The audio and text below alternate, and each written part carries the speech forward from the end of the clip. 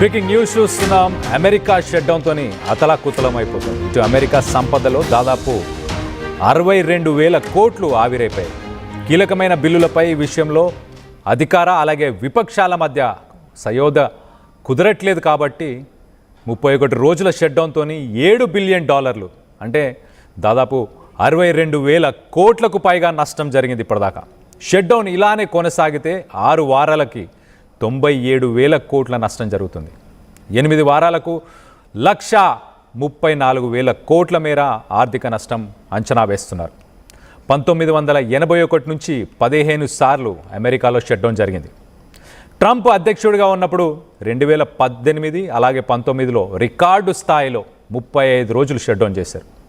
ప్రస్తుతం అధికార అలాగే విపక్షాల మధ్య రాజీ కుదరట్లేదు కాబట్టి గత రికార్డుని దాటి షట్డౌన్ కొనసాగే సూచనలు చాలా క్లియర్గా కనిపిస్తున్నాయి. ఇటు షట్డౌన్ ఎఫెక్ట్తో అమెరికా ఆర్థిక వ్యవస్థపై తీవ్ర ప్రభావం చూపెడుతుంది.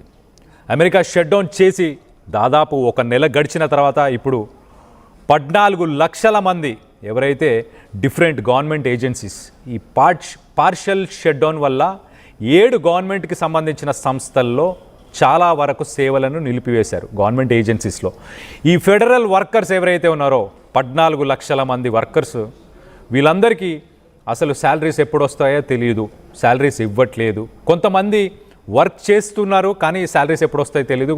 దాదాపు 7 లక్షలకు పైగా దీంట్లోంచి ఈ జాబ్స్ నుంచి పక్కకి వెళ్ళిపోయి పార్ట్ టైం జాబ్స్ చేస్తున్నారు. అంటే ఎలాంటి జాబ్స్ అంటే ఊబర్, అలాగే కార్స్ నడుపుకోవడం, క్యాబ్స్ నడుపుకోవడం, డెలివరీ సర్వీసెస్ చేయడం, ఇలాంటి జాబ్స్ చేస్తూ వాళ్ళ జీవనాన్ని అలాగే వాళ్ళ ఫ్యామిలీస్ని రన్ చేయడానికి పార్ట్ టైం జాబ్స్, ఇలాంటి జాబ్స్ చేస్తూ గడుపుతున్నారు ప్రస్తుతానికి. సో మొత్తం మీద ఇటు ఎకనామిక్గా లాస్ కనుక మనం చూస్తే $7 బిలియన్, మరి రానున్న రోజుల్లో అది 10 నుంచి $15 బిలియన్ అవ్వబోతుంది. అమెరికన్ హిస్టరీలో 35 డేస్ అనేది చాలా పెద్ద డ్యూరేషన్.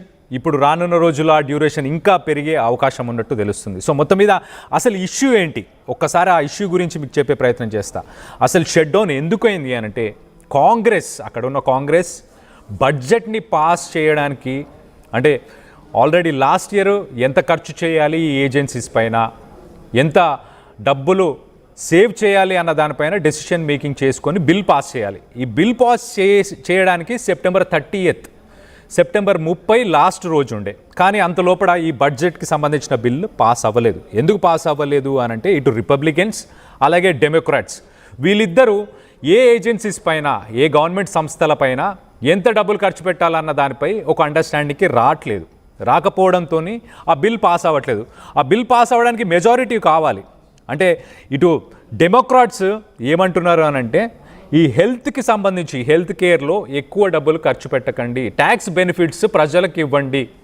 దానివల్ల అమెరికన్స్ మనం చూస్తే చాలామంది ఇన్సూరెన్స్ మీద కొన్ని లక్షలు అలాగే కోట్లు కూడా ఖర్చు పెడుతుంటారు. కొన్ని లక్షలు కోట్లు ఖర్చు పెడతారు కాబట్టి మీరు ట్యాక్స్ క్రెడిట్స్ ఎక్కువ ఇస్తే హెల్త్ ఇన్సూరెన్స్కి సంబంధించి అమెరికన్స్ బెనిఫిట్ అవుతారు అని చెప్పి వాళ్ళు చెప్పుకొస్తున్నారు. కానీ రిపబ్లికన్స్ ఏమంటున్నారు, రిపబ్లికన్స్ లేదు, మేము ఇక్కడ డబ్బులు ఎంత ఇక్కడ సేవ్ అంటే ఇక్కడ ఎంత సంపాదిస్తామో ఇన్సూరెన్స్ హెల్త్ కేర్ బెనిఫిట్స్కి సంబంధించి అది సంపాదించిన తర్వాత వెల్ఫేర్ స్కీమ్స్, అంటే ఎలాగైతే ఇప్పుడు మన తెలుగు రాష్ట్రాల్లో కావచ్చు, ఇండియాలో కావచ్చు వెల్ఫేర్ స్కీమ్స్ని రన్ చేస్తున్నాం కదా, ఇదే తరహాలో అమెరికాలో ట్రంప్ కూడా వెల్ఫేర్ స్కీమ్స్ పైన డబ్బులు పెట్టాలనుకుంటున్నాడు. సో మొత్తానికైతే ఇటు రిపబ్లికన్స్ అలాగే డెమోక్రాట్స్, పవర్లో ఉన్నవాళ్ళు ప్రతిపక్షంలో ఉన్నవాళ్ళు, వీళ్ళిద్దరికీ కుదరట్లేదు. వీళ్ళిద్దరూ ఏ డిపార్ట్మెంట్కి ఎన్ని డబ్బులు కేటాయించాలి, ఎంత ఖర్చు చేయాలి అన్న దగ్గర విభేదాలు వస్తున్నాయి, అండర్స్టాండింగ్ లేదు.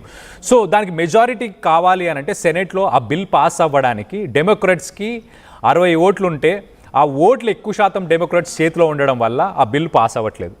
సో అమెరికన్ హిస్టరీలో మనం చూస్తే కనుక ఒక్కసారి అసలు ఇలా బిల్ పాస్ అవ్వకుండా ఉండడం, అందులో 35 రోజులు ఉండడమే గరిష్టం.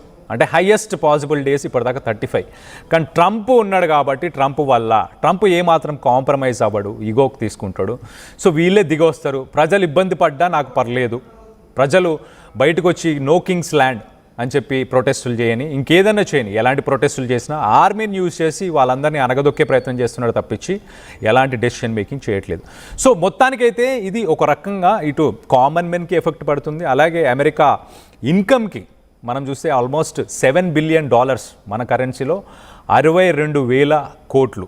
రానున్న రోజుల్లో అది ఇంకా పెరగబోతుంది, 1,00,000 కోట్లు అవ్వబోతుంది, 1,30,000 కోట్లు కూడా అయ్యే ఛాన్స్ ఉంది. సో మొత్తానికైతే అనలిస్టులు కానీ వీళ్ళందరూ కూడా చాలా క్లియర్గా ఏం చెప్తున్నారంటే ఒక డెసిషన్ మేకింగ్కి వీళ్ళు ఒక డెసిషన్ మేకింగ్ వస్తే కానీ ఆల్మోస్ట్ షట్ డౌన్స్ కానీ లేకపోతే ఆల్మోస్ట్ డిఫాల్ట్స్ దీనివల్ల ఏమవుతుంది, అక్కడ పబ్లిక్కి ప్రభుత్వం మీద నమ్మకం పోతుంది.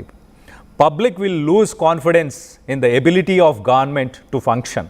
సో గవర్నమెంట్లో అసలు ఫంక్షన్ చేయలేవు అన్న ఆలోచనకి కామన్ మెన్ వచ్చేసిన తర్వాత తిరుగుబాటు చేస్తారు, ఖచ్చితంగా ఒక రెబెలియన్ ఫామ్ అవుతుంది. ఆల్రెడీ ప్రొటెస్ట్లు మనం గతంలో చూసాం, ఇటు వాషింగ్టన్, న్యూయార్క్, ఇలా డిఫరెంట్ ప్లేసెస్లో ఆల్రెడీ ప్రొటెస్ట్లు చేస్తున్నారు. ఇటు హార్వర్డ్ కెనడీ స్కూల్స్కి సంబంధించిన చాలామంది అనలిస్టులు, అక్కడ ఉన్న ఎకానమిస్టులు కూడా చాలా క్లియర్గా చెప్తున్నారు, ఇలాంటి recklessness, this is a physical recklessness, అంటే ఆర్థిక నిర్లక్ష్యం అని అంటున్నారు. ఫిజికల్ రెక్లెస్నెస్, ఎసెన్షియల్ రిఫార్మ్స్, అంటే దీనికి ఏవైతే నెసెసరీ రిఫార్మ్స్ ఏవైతున్నాయో వాటిని డెమోక్రాట్స్ అడ్డుకుంటున్నారని చెప్పి ట్రంప్ చెప్పుకొస్తున్నాడు. కానీ ఆ డెసిషన్ మేకింగ్ సరిగ్గా లేదు. ఆ ట్యాక్స్ బెనిఫిట్స్ డైరెక్ట్గా కామన్ మెన్కి ఇస్తే సరిపోతుంది కదా, ఆ ట్యాక్స్ క్రెడిట్స్ ఇవ్వడం వల్ల హెల్త్ ఇన్సూరెన్స్ కాస్ట్ ఏవైతే ఉన్నాయో కొన్ని లక్షల మంది అమెరికన్స్కి అందుబాటులోకి వస్తుంది. అమెరికాలో హెల్త్ ఇన్సూరెన్స్ చాలా కాస్ట్లీయెస్ట్, ఇన్సూరెన్స్ లేకుండా హాస్పిటల్స్లో ఏమి చేయించుకోలేరు, అంత కాస్ట్లీయెస్ట్, అంటే కామన్ మెన్ ఎఫర్ట్ చేయలేడు, అంత కాస్ట్లీ సెక్టార్. కాబట్టి ఆ సెక్టార్లో తగ్గించమని డెమోక్రాట్స్ అడుగుతున్నారు.